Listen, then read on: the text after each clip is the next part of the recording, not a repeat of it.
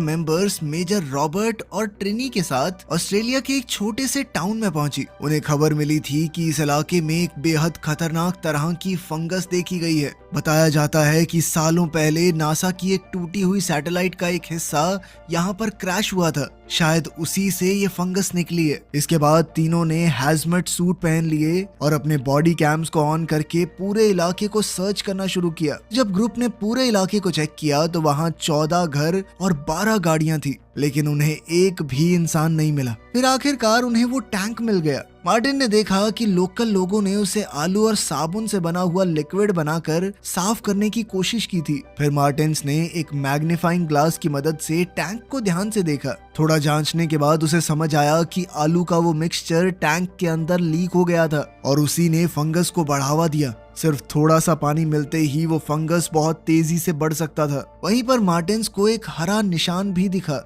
उसने रॉबर्ट से कहा कि इसे पकड़ के रखो ताकि मैं करीब से देख पाऊं। करीब से देखने पर उसने बताया कि वो हरी फंगस बढ़कर म्यूटेट हो चुकी है। तभी अचानक वो फंगस हिलने लगा और उनकी तरफ झपटा। इससे मार्टिन्स डर कर तुरंत पीछे हट गई। फिर उसी वक्त ट्रिनी ने ऐलान किया कि उसे एक लाश मिल गई है। मार्टिन्स तुरंत उसके पास गई, लेकिन उसे पता ही नहीं चला कि थोड़ा सा फंगस उसके जूते पर लगा रह गया था। वो फंगस धीरे धीरे जूतों की सोल को नष्ट करता हुआ हैजमेट सूट के अंदर घुसने लगा। खैर, छत पर उन्हें एक लाश मिली थी जिसकी पूरी छाती बुरी तरह फटी हुई थी। साथ ही उसकी स्कल प्लेट्स भी टूटकर अलग हो चुकी थी। फिर रॉबर्ट ने आसपास देखा और उसे पता चला कि शहर के लगभग सभी लोकल लोग अपने घरों की छतों पर मरे पड़े थे और सबके जख्म बिल्कुल एक जैसे थे। फिर मार्टिन्स ने थ्योरी दी कि फंगस ने उन सबको छत पर चढ़ने के लिए मजबूर किया था और वहां उन्हें इंतजार करवाया जब तक उनके शरीर फट ना जाएं। इस तरह फंगस आसानी से आगे फैल सकता है। तभी अचानक उस मरे हुए आदमी का सर फट गया और उसके अंदर भरा हुआ फंगस बाहर दिखने लगा।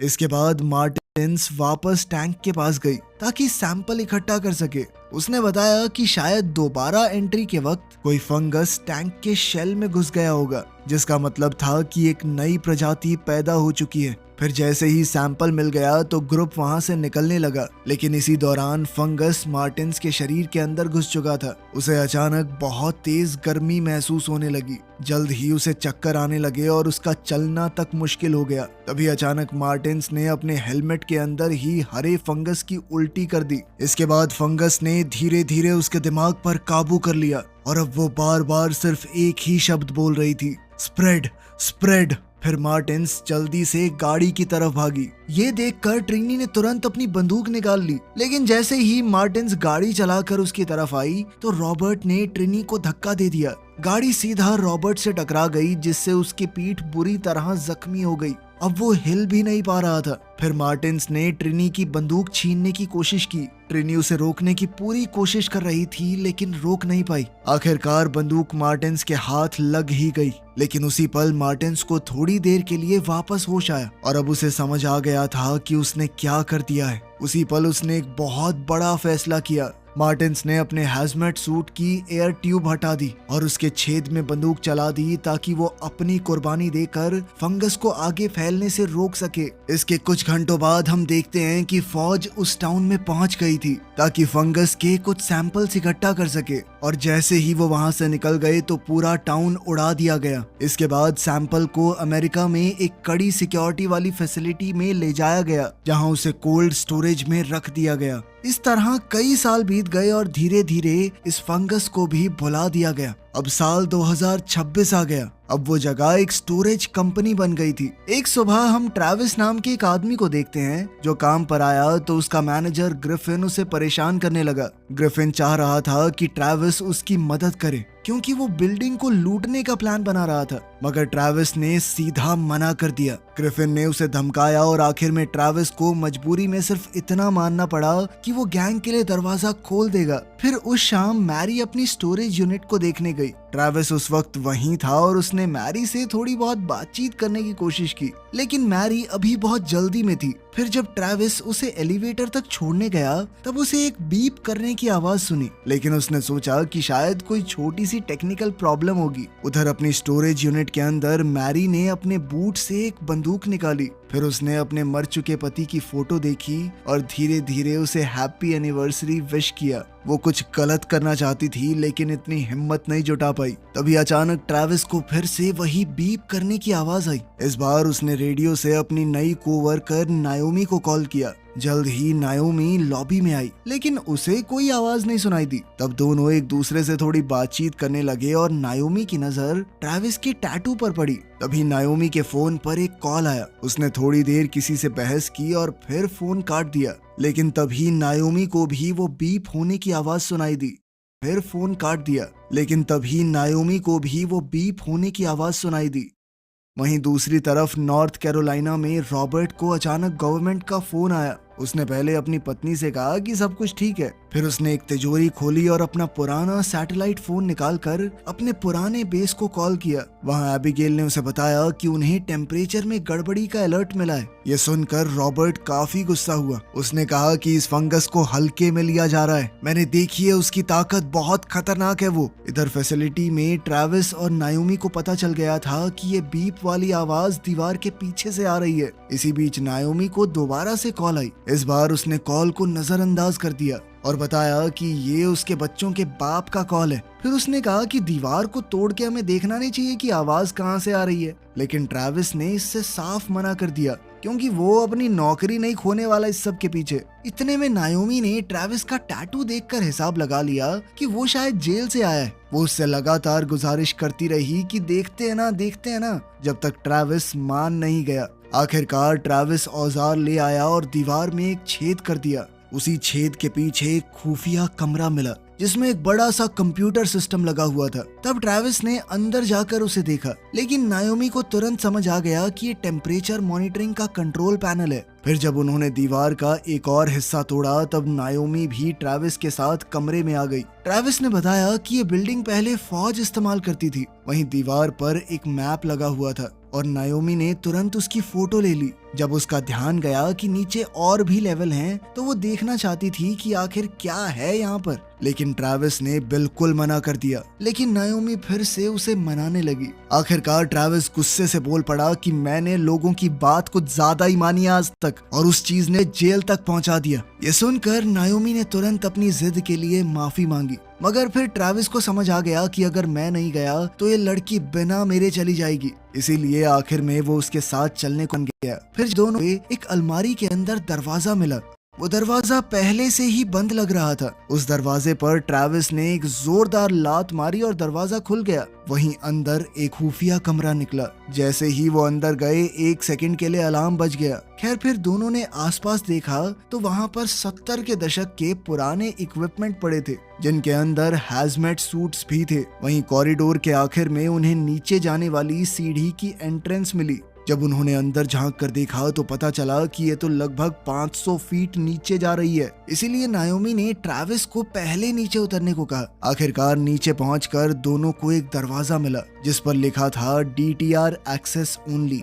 हालांकि उन्हें पता नहीं था कि DTR है क्या, लेकिन फिर भी उन्होंने दरवाजा खोल दिया। वहाँ अंदर एक सील्ड चेम्बर था और एक बड़ी पाइप जिसमें बर्फ जैसा पानी बह रहा था। उधर एक कोने में कुछ चूहे पड़े थे जो फंगस से ढके हुए थे। वो बड़ी मुश्किल से हिल पा रहे थे क्योंकि उन सब की पूंछ एक दूसरे से उलझकर गांठ बन चुकी थी। यहाँ तक कि कुछ चूहे तो एक दूसरे को खाने भी लगे थे। तभी अचानक एक चूहा ट्रैविस की तरफ झपटा और ट्रैविस तुरंत पीछे हट गया। इसी बीच नायोमी चेम्बर के दरवाजे के शीशे से अंदर देखने लगी और उसने देखा कि एक अजीब सी फंगस हर दीवार पर फैल चुकी थी। दरवाजे पर भी थोड़ा फंगस लगा हुआ था। लेकिन जैसे ही नायोमी उसे छूने वाली थी उसी पल ट्रैविस ने उसे रोक दिया। तब नायोमी ने बताया कि दरवाजा गर्म लग रहा है। ये सुनकर दोनों ने फैसला किया कि अब यहाँ से निकल जाना ही बेहतर है।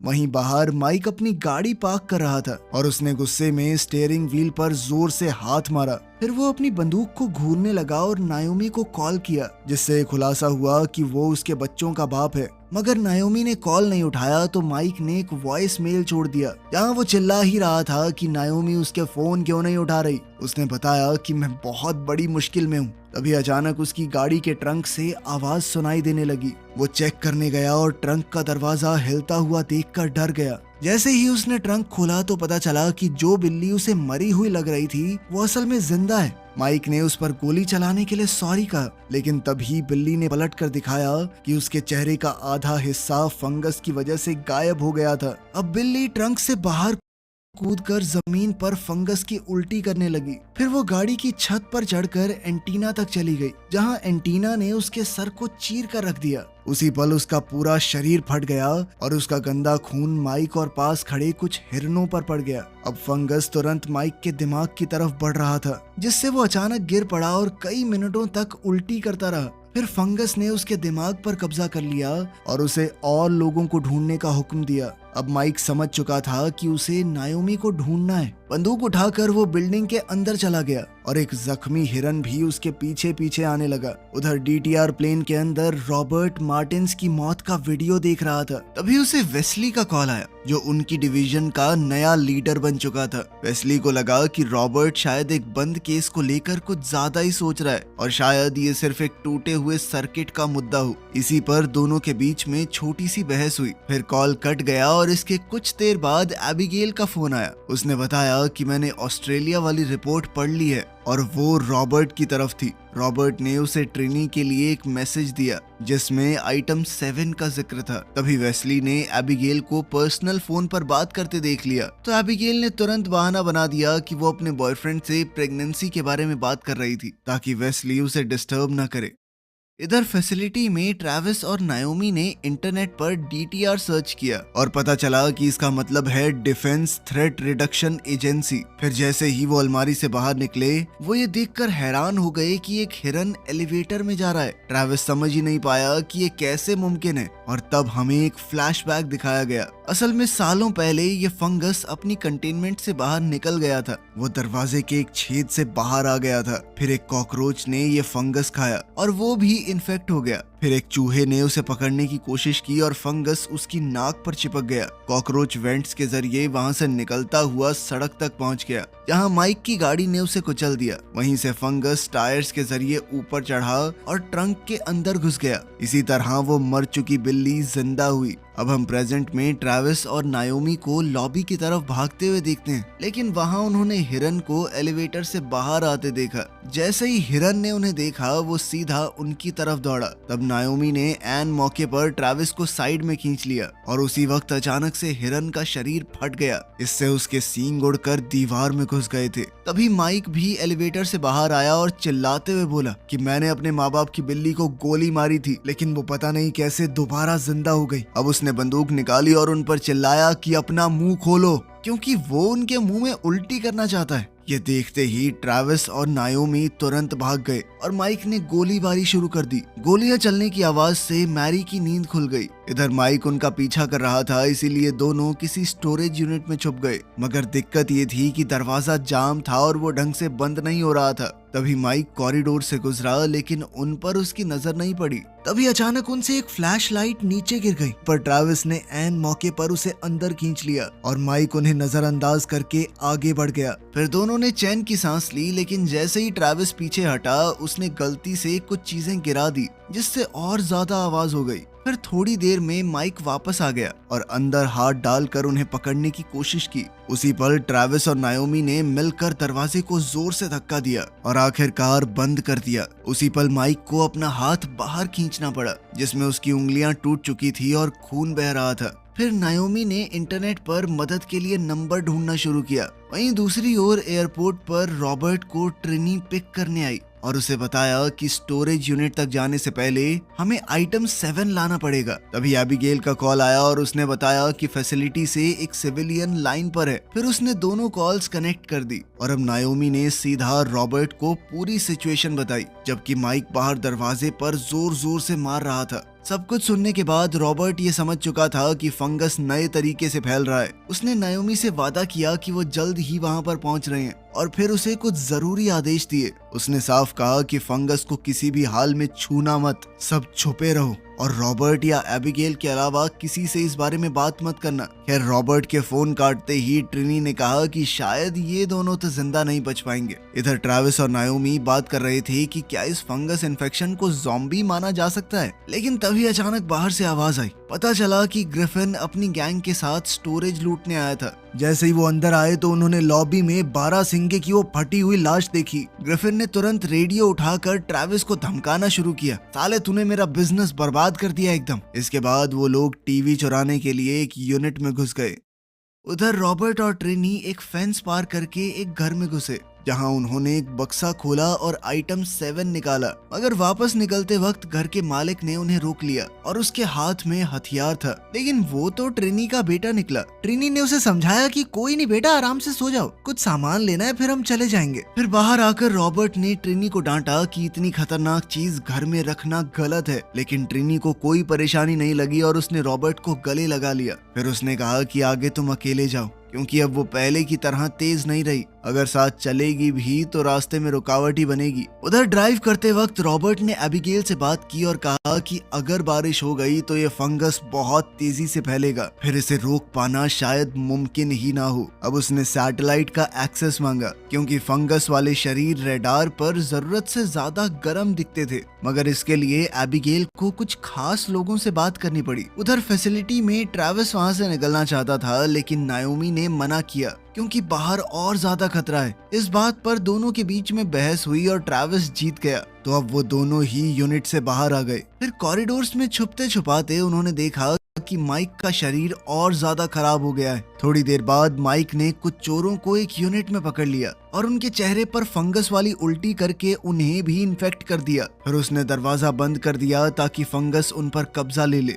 इसके बाद उसने ट्रैविस और नायोमी को देखा और उनका पीछा करने लगा। फिर जैसे ही वो उन तक पहुंचने वाला था, मैरी ने उसके सर में गोली मार दी और उसका शरीर कॉरिडोर में ही बुरी तरह फट गया। अब मैरी एलिवेटर में जाने वाली थी, लेकिन ट्रैविस ने ग्रिफिन की आवाज सुन ली तो वो उसे सीढ़ियों की तरफ ले गया। वहां जाते जाते मैरी ने अपनी बंदूक ट्रैविस को दे दी। इधर ग्रिफिन और फ्रेडमैन ट्रैविस को ढूंढने निकल गए और वहीं ट्रैविस ने बंदूक फेंक दी। बाहर वाले चोर इंतजार करते करते थक गए थे, तो वो आज के लिए थोड़े बहुत टीवी लेकर ही निकल गए। इसके बाद ट्रैविस ने ग्रिफिन का सामना किया और कहा कि माइक के शरीर से दूर रहना। उसी समय बंद यूनिट के अंदर इन्फेक्टेड चोर अपना आपा खो रहे थे और वो दरवाजे पर जोर जोर से मारने लगे। तब ट्रैविस ने समझाने की कोशिश की कि वो बहुत बुरी तरह से बीमार हैं, लेकिन ग्रिफिन फिर भी अड़ा रहा कि दरवाजे को खोलो। मगर जब ग्रिफिन ने ट्रैविस को धमकाने की कोशिश की, तब वो खून में फिसल गया और गलती से बंदूक चला दी, जो ट्रैविस के हाथ में लग गई।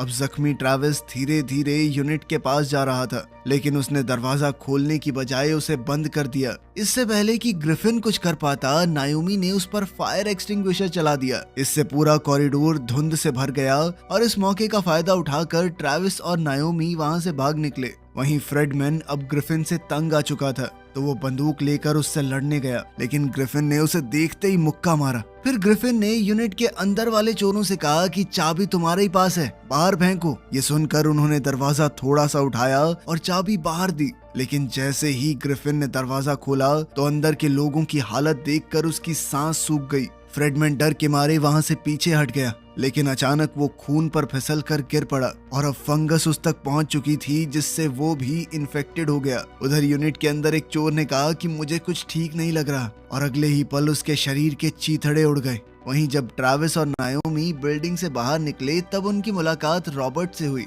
फिर एबिगेल ने कंफर्म किया कि दोनों अभी तक इन्फेक्टेड नहीं हैं। इसके बाद रॉबर्ट ने उन्हें बंदूकें और हैजमेट सूट्स दिए और कहा कि उन्हें वापस अंदर जाकर आइटम 7 सेट करना है, जो असल में एक बम था। ये सुनकर ट्रैविस घबरा गया, क्योंकि वो लोगों को मारना नहीं चाहता, लेकिन रॉबर्ट ने समझाया कि ये धमाका जमीन के नीचे ही होगा और यही एक तरीका है दुनिया को बचाने का। रॉबर्ट खुद पार्किंग लॉट में ही रुकने वाला था, ताकि अगर कोई इन्फेक्टेड बाहर आए तो वो उससे निपट सके। इसके बाद हैजमेट सूट पहनकर दोनों ने बम उठाया और अंदर चले गए। रॉबर्ट ने पार्किंग लॉट की सारी गाड़ियों के टायर काटने शुरू कर दिए ताकि कोई भाग न सके। तब एबिगेल ने बताया कि कोई गर्म बॉडी उसकी तरफ आ रही है, और उसके बाद तुरंत फ्रेडमैन उसके पीछे नजर आया। रॉबर्ट ने बिना वक्त गवाए उसे गोली मार दी, लेकिन यूं अचानक से मुड़ने की वजह से उसकी कमर में मोच आ गई थी और वो नीचे गिर पड़ा। धमाके से फ्रेडमैन के फटते ही रॉबर्ट ने बाकी बाइक्स पर भी गोली चला दी, जिससे वहां एक छोटी सी आग लग गई। उधर सीढ़ियों पर ग्रिफिन जब अपने इन्फेक्टेड दोस्तों को बंदूक से काबू करने की कोशिश कर रहा था, तब उसने धमाके की आवाज सुनी। तब उनमें से एक वापस भाग गया। इधर ट्रैविस और नायोमी चेम्बर तक पहुंच गए थे और उन्होंने देखा कि फंगस अब अगले कमरे तक फैल चुका है। अगर वो पाइप तक पहुंच गया तो हालात बहुत खराब हो जाएंगे, इसीलिए फंगस को जल्दी रोकना बहुत जरूरी था। जब उन्होंने बॉम्ब रखा तो वो ये देखकर हैरान रह गए कि रॉबर्ट ने पहले ही टाइमर शुरू कर दिया था और उनके पास अब सिर्फ 6 मिनट हैं बचने के लिए। दोनों तुरंत भागने लगे, लेकिन काउंटडाउन ग्लिच करने लगा और समय और तेजी से कम हो रहा था। वहीं बाहर रॉबर्ट ने देखा कि फ्रेडमैन के शरीर से फंगस उसकी तरफ आ रही है। उसी वक्त ग्रिफिन ने एक इन्फेक्टेड को दरवाजे की तरफ धक्का दिया और रॉबर्ट ने तुरंत उसे गोली मार दी। उसने ग्रिफिन पर भी गोली चलाने की कोशिश की, लेकिन वो अंदर भाग गया था। तभी अचानक एक अजीब चीज हुई। वो इन्फेक्टेड बॉडी न जाने कैसे उठकर बोलने लगी। इससे ग्रिफिन डर गया और उसने तुरंत गोली चला दी और वहां से भाग गया। मगर जैसे ही ग्रिफिन रॉबर्ट पर गोली चलाने वाला था, ट्रिनी वहां आ गई और उससे पहले ही ग्रिफिन को मार दिया। इधर ट्रैविस और नायोमी का रास्ता एक आखिरी इन्फेक्टेड ने ब्लॉक किया। तब नायोमी ने बिना सोचे समझे उसे गोली मार दी और दोनों आखिरकार बिल्डिंग से बाहर निकल गए। फिर ट्रिनी ने बंदूक उठाई, लेकिन रॉबर्ट ने कंफर्म किया कि ये दोनों ठीक हैं। आखिरकार सबने मिलकर रॉबर्ट को उठाया और गाड़ी में बैठकर वहां से निकल गए। तभी अचानक धमाका हुआ और ब्लास्ट इतना खतरनाक था कि पूरी जमीन फटने लगी। उसी पल नायोमी फुल स्पीड में गाड़ी भगाने लगी और गिरते हुए मलबे से बचते हुए वो आखिरकार निकल गए। फिर कुछ सेकंडों बाद धमाके रुक गए और अब वो सभी सुरक्षित थे। वीडियो पसंद आई तो लाइक कर देना, चैनल को सब्सक्राइब कर लेना। मिलते हैं अगली वीडियो में।